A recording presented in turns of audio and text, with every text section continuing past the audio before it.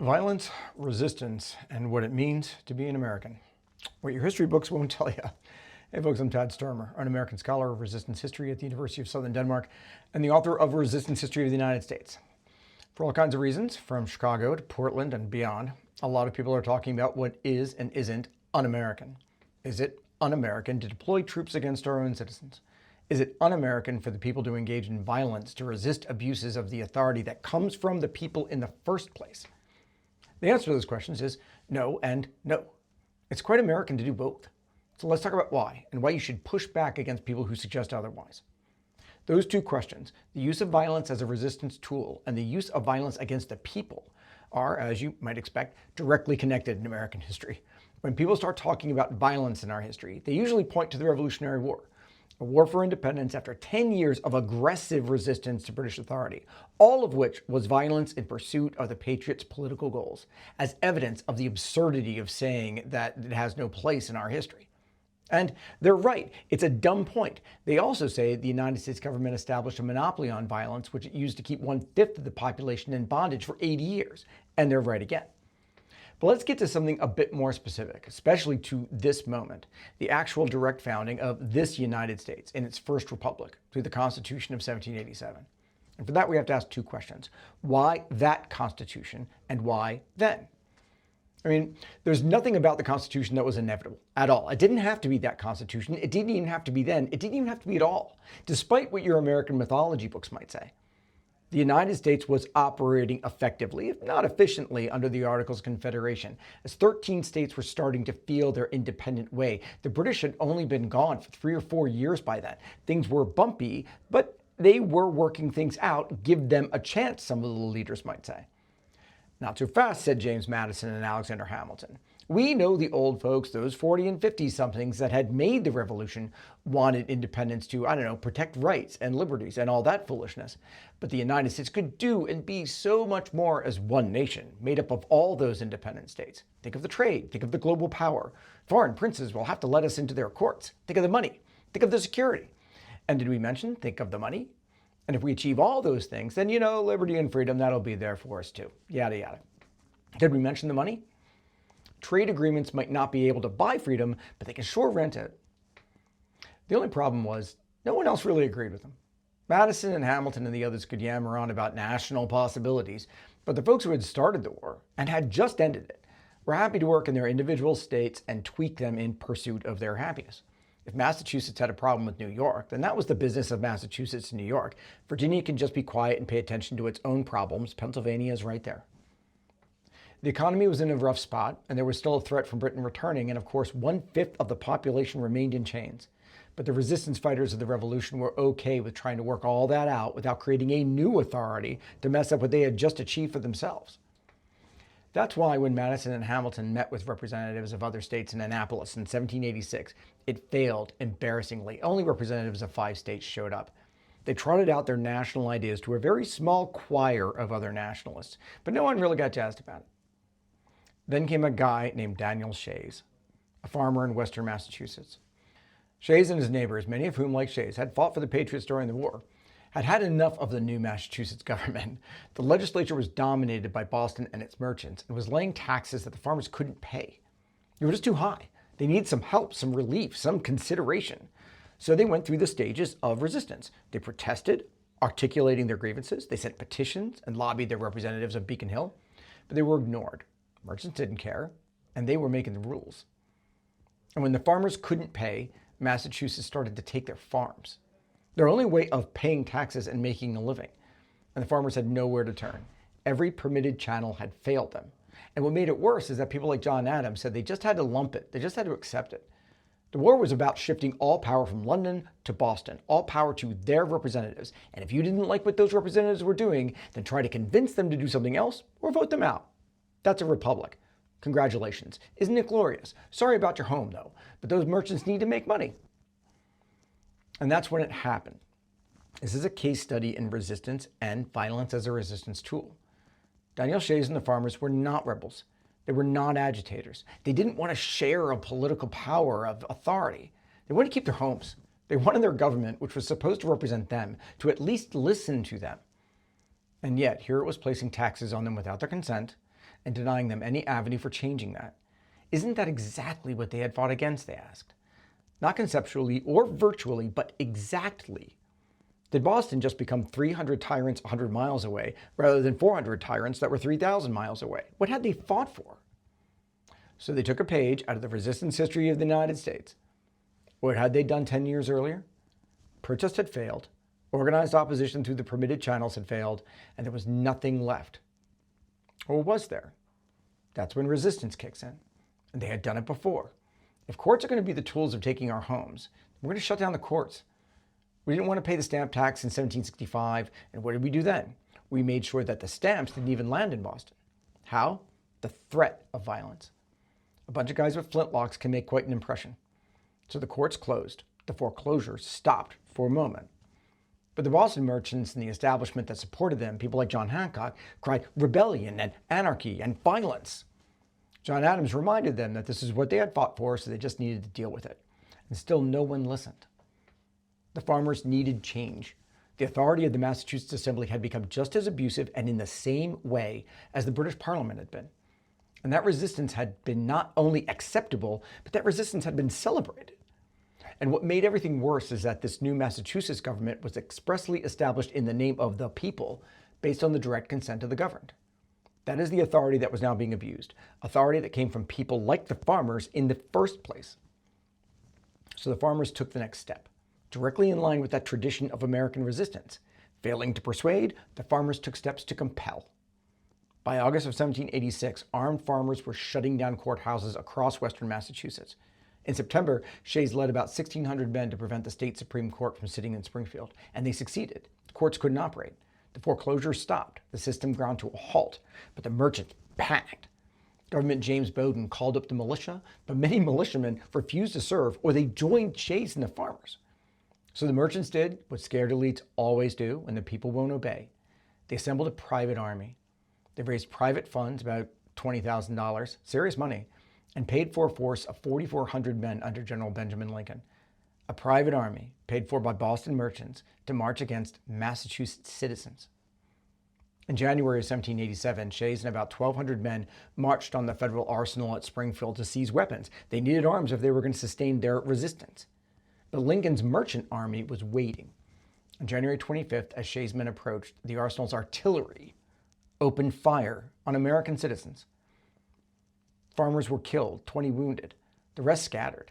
It was the first time Americans had fired artillery at other Americans since the Revolutionary War, and this time it was in the defense of creditors foreclosing on farms. Lincoln's forces pursued the farmers through the winter, finally catching and dispersing them in early February. 14 leaders were sentenced to death for treason. Most were eventually pardoned, but a few were executed. And Shays himself led to Vermont, only returning to Massachusetts a couple of years later under a pardon. But the rebellion was crushed. Now, what did that very real threat of violence, weapons in the hands of people who knew how to use them, do to the merchants in Boston and their allies? Well, it scared the hell out of them. So did it make them wake up? No, it made them clamp down. They screamed rebellion. They wanted troops sent against their own people. They wanted to show what happened to those who opposed the new regime. Keep to your petitions and protests and be quiet when they fail. But they didn't have troops.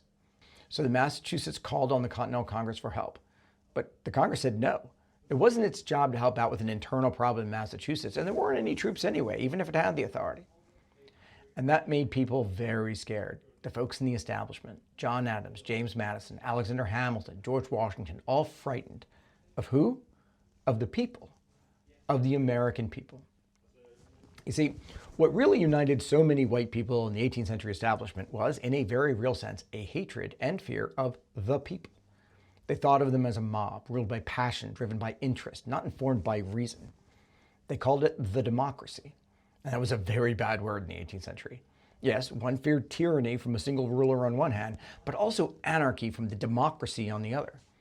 Leave it to these special people with sense and resources, which gave them independence, to rule everything. That's a republic. Keep that circle of decision makers small. They know what they're doing. The people, they're dumb, gullible, easily led astray, and always following their feelings. They have to be controlled. Again, not much in your history books about that, but that's exactly what Madison and Washington and Adams were saying to each other. And it gave Madison and Hamilton an idea. Feed the fear. It's an old adage in political communication. When persuasion fails to move people, scare the shit out of them. Daniel Shays could be everywhere, in every state, in every community, waiting to strike. They were rebels, intent on turning America into mob rule anarchy. That would be the end of the liberty they had fought for, right? And Madison and Hamilton had a solution: a new national government that consolidated all the power that the individual states were misusing and contained the ability to deploy troops to crush internal unrest. Even a standing army to respond to internal threats and external ones, despite all of the criticisms of a standing army in the 18th century. And there was no time to lose. The United States was at stake. The Shayites were everywhere, were organizing and about to strike. And didn't you hear that Britain was ready to pounce if the mobs took over and pushed the United States back under British rule? Our lives, fortunes, and sacred honor are at stake again. We need a union, one that can act against the people and for us in the global arena. And, by the way, we need this particular version of the Union that James Madison conveniently has all ready to go. No changes, no alterations, no alternatives, no broader constitutional convention, no real debate. The country's on the verge of collapse from within. That pushed many in the establishment over to the nationalists. Fear of the people and a desire for the power to keep them down. It's not opinion, it's not interpretation, those are bare facts. Now, interpret the fear, the desire for power any way that you like. You might think that it was justified. Maybe you agree with Madison. You do you. But this is the basis of the Constitution that we have. What that Constitution was and why then.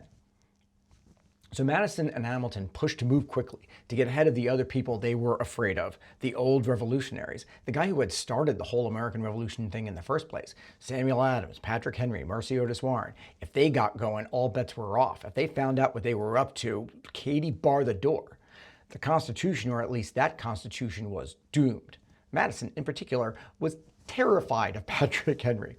Henry was already a legend in Virginia politics for how he could mobilize the lower sort of white people. Henry literally gave James Madison nightmares. So they had to move quickly. But they couldn't move quickly enough. Now, the strategy did work quite well to that point. They stole a march on the old revolutionaries and sped through the ratifying conventions in Pennsylvania, Massachusetts, other states. But then they ran into Virginia. Henry was ready. But by then, ratification was almost done. Too many of the states had ratified. The Constitution was going to be adopted. So Madison shifted the game a little bit. It wasn't fear of the people that led his arguments. It was fear of being left out of the Union. But Henry stuck to his guns, even seeing what was inevitable. So he shifted from defeating the Constitution, which they figured out was impossible, to the possible, forcing concessions from the nationalists. A Bill of Rights. Madison said no, not necessary, worthless, over his dead body. States could protect those rights anyway. But Henry mentioned that, dead bodies, we can negotiate that. People would never accept a constitution imposed on them without a Bill of Rights. And when Henry said that, the people would never accept it, Madison's blood ran cold. He knew what Henry meant. Henry turned the fear of Shays and the mob against Madison, the very real threat of violence of the people. Henry had already shown what he could do with it. He had come close to toppling Virginia's royal government in 1775 with just a few words, mobilizing the same sort of people who followed Shays. Madison could fear unrest, but Henry could guarantee it. Protect rights and liberties, or else there will be consequences for your Constitution, and he told Madison, the consequences for you too. And it worked. He scared Madison so badly, it's a great story, that Madison made it his mission in life, which it sort of became, to get a Bill of Rights that he did not want adopted in the first Federal Congress. But without the credible threat of violence, there would have been no Bill of Rights. And without the fear of Shays' violence, there would have been no Constitution. That's part of your resistance history. The Constitution was born from a fear of violence and the desire of nationalists to control it by deploying troops against American citizens and making sure that they developed a Constitution that would give them the power to do that.